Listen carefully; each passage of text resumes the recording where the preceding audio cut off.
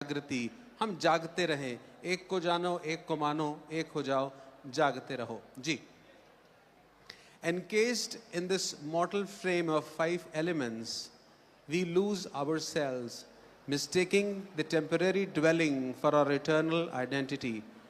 5 तत्वों के इस नश्वर शरीर में जकड़े हुए हम स्वयं को कहीं ना कहीं खो देते हैं। इस क्षणिक शरीर को ही अपना शाश्वत स्वरूप समझ लेते हैं। जी। अगला संदेश। From this shadow of illusion spring the thorns of fear, attachment and ego, clouding the soul in restless discontent. इस भ्रम की छाया से भय, आसक्ति और अहंकार के कांटे निकलते हैं जो आत्मा को बेचैनी और असंतोष से घेर लेते हैं। With the celestial flame of Brahmagyan, Sadguru dispels the mind's deep slumber, awakening us in perpetual light. Thus the seeker remains ever bowed, weaving the Guru's grace into hymns of eternal love. ब्रह्म ज्ञान की दिव्य ज्वाला से सद्गुरु मन की गहरी नींद को दूर करते हैं और हमें शाश्वत प्रकाश में जागृत करते हैं।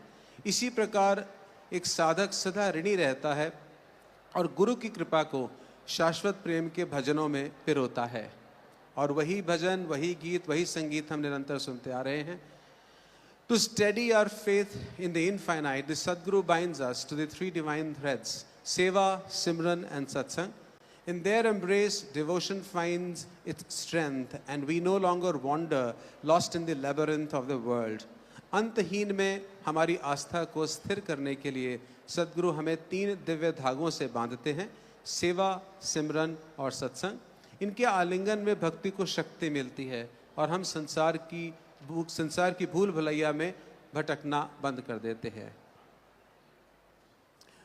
और अंत में ये संदेश बहुत अनिवार्य है। On this NYS, let us unite in sacred resolve to walk the path illumined by true Master.